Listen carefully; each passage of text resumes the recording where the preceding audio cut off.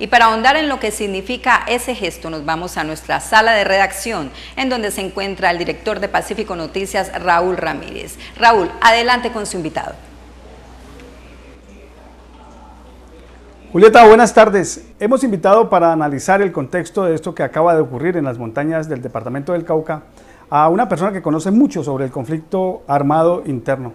Doctor Fabio Cardoso, buenas tardes. Raúl, muy buenas tardes y un cordial saludo a toda la audiencia. El doctor Fabio Cardoso es el alto consejero para la paz y la defensa de los derechos humanos de la Gobernación del Valle. ¿Qué lectura le da a este hecho sin precedentes de la guerrilla?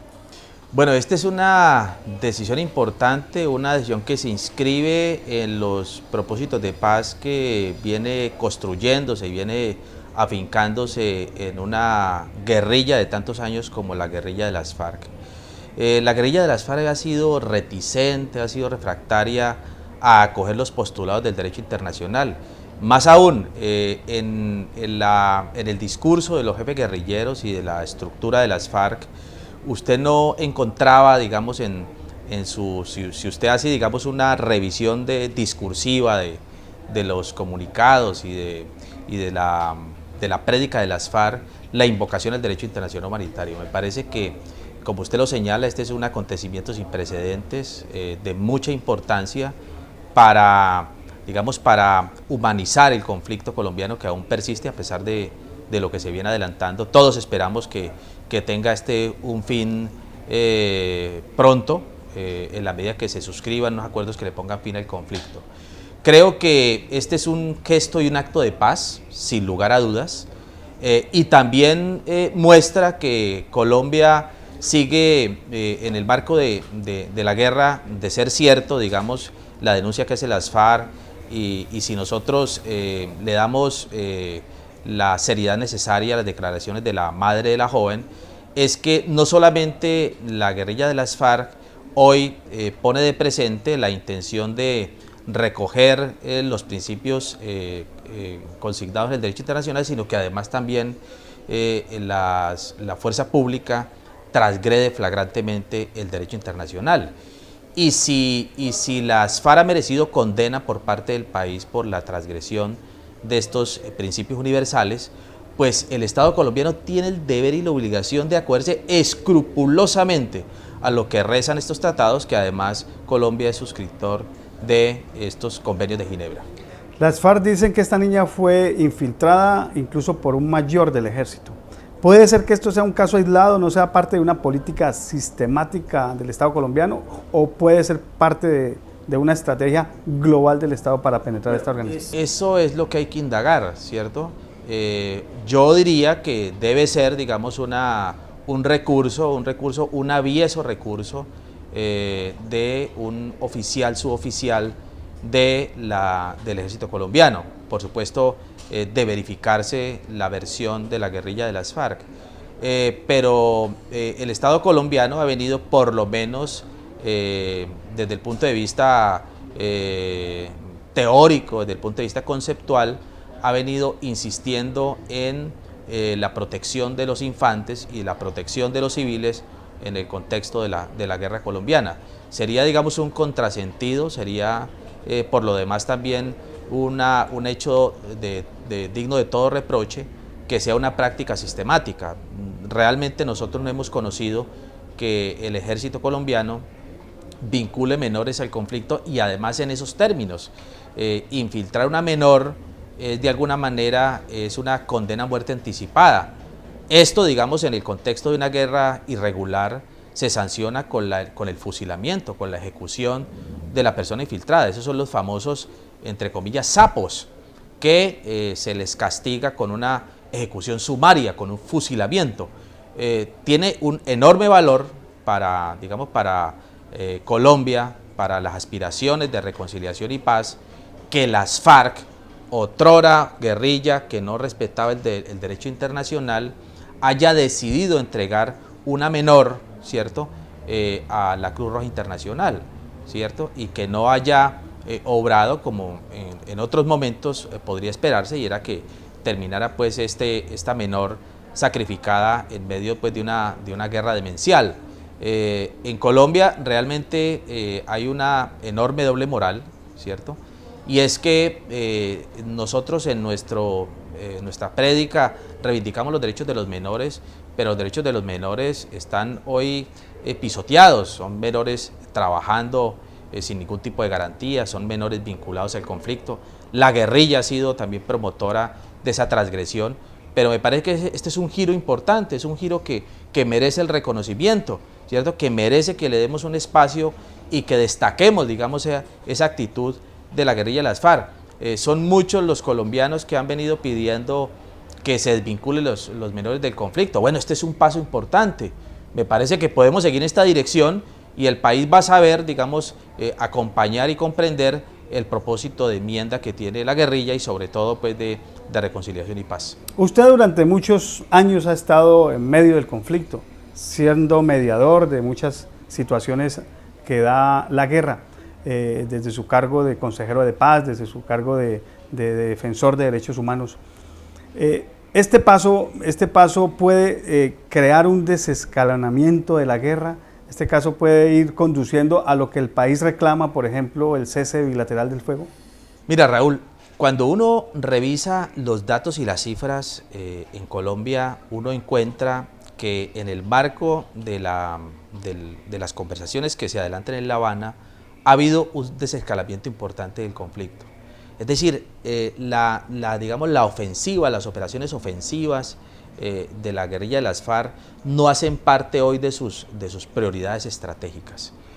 Yo pienso que las FARC tomó la decisión, una decisión irreversible de adelantar un proceso que va a terminar con unos acuerdos que le van a poner fin al conflicto.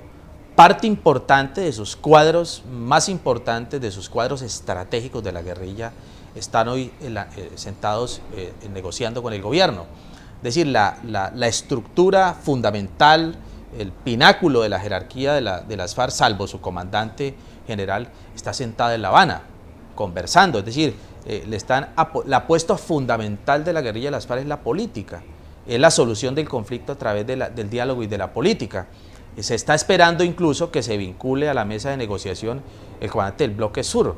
El Bloque Sur era la máquina de guerra de las FARC que le permitió dar un salto importante y convirtieron a la guerrilla de las FARC en una fuerza que en un momento, en los años 90, hackeó el Estado, tuvo contra la pared al Estado. Y hoy ese comandante emblemático del Bloque Sur, por su importancia militar del Bloque Sur, pues va a estar sentado en una mesa de negociación en La Habana, justamente conversando con el gobierno. Así que no solamente ha habido un desescalamiento del conflicto, sino que hay, digamos, un cambio de mentalidad y hay una apuesta diferente de la guerrilla de las FARC, hay una perspectiva distinta y yo diría que la guerrilla de las FARC hoy está centrando sus esfuerzos a la reconciliación de una parte y por supuesto también montando, digamos, toda una estructura, toda una plataforma para hacerle frente a los desafíos políticos y el posconflicto que se viene. Pacífico Noticias es alimentado por la filosofía de empujar la reconciliación entre los colombianos y aportar en la finalización del conflicto armado. Por eso nosotros estuvimos en las montañas del Cauca cubriendo esta noticia. Si hubiese sido un hecho de guerra, no hubiéramos ido allá. Si hubiese sido un hecho para mostrarnos cadáveres, soldados muertos, guerrilleros muertos, no hubiéramos ido allá porque eso no aporta en nada a una nueva conciencia en aras de establecer aquí la paz. Por eso estuvimos allá y por eso destacamos este hecho como un hecho, creo yo que ojalá en todos los frentes guerrilleros aplicaran, consejero. Sí, la verdad también es que este acto de estos comandantes seccionales de la guerrilla lo que muestra también es una cohesión de las FARC, lo que muestra también es que este movimiento fariano está en coordinación con sus mandos que están negociando desde La Habana y que de alguna manera también desvirtúa la tesis de la fragmentación y demás. Hoy aspiramos que haya, por supuesto, cohesión en la guerrilla de las FARC y que lo que se suscribe en La Habana también tenga implicaciones en el marco de la pacificación de Colombia en los distintos frentes guerrilleros. La filosofía que se desentraña de este comunicado de las FARC y de este gesto de las FARC es de alguna manera también se concilia con lo que está aconteciendo en los diálogos de La Habana. ¿Considera usted que esto no es un hecho aislado de lo que está proponiéndose en La Habana? ¿Esto no es una línea ejecutada por un frente de guerra alejado de lo que están pensando allá los jefes de la guerrilla en La Habana? A la guerrilla siempre, especialmente de las FARC, se le ha criticado la desconexión que hay entre lo que dice y lo que hace, pero aquí encontramos una concatenación. La guerrilla de las FARC le dice al país, en el marco de la negociación, que le está apostando en serio a un proceso de negociación, y estos gestos lo que hacen es refrendar esa tesis y nos llenan de esperanza. Uno dice, se está hablando en serio, se está apostando en serio y se está avanzando. ¿Por qué Monseñor Darío Jesús Monsalve, arzobispo de Cali, insiste tanto en el cese bilateral del fuego?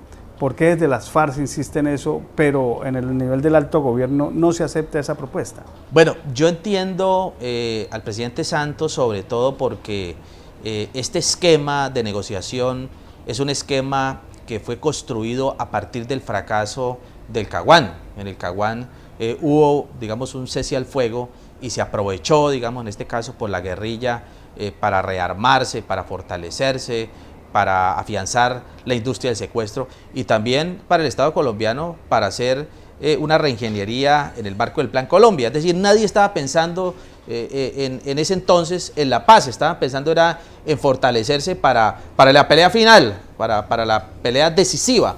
Sin embargo, en esta oportunidad y sobre todo por el avance de la agenda, tiene pertinencia que se reclame un cese al fuego bilateral. Sin embargo, acabamos de terminar nosotros una contienda electoral en donde la mitad del país le dijo no a los acuerdos. Y yo entiendo un poco también las reticencias del gobierno en ese sentido. Dice, vamos a seguir negociando en el marco de la confrontación para que no se crea que se está negociando por debilidad. Y un poco también en esa lógica perversa está la guerrilla, ¿sí? Mire, la guerrilla de las FARC han sido unos guerreros de 50 años, no necesitan demostrarle al país nada más. ¿Sí? Hoy nos están demostrando que son capaces también de hacer la paz. Bueno, esperamos que sean capaces de hacerlo y algunos estamos dispuestos a acompañar esa decisión, ¿cierto? Yo diría, mire, yo de jefe guerrillero hoy decretaría una tregua unilateral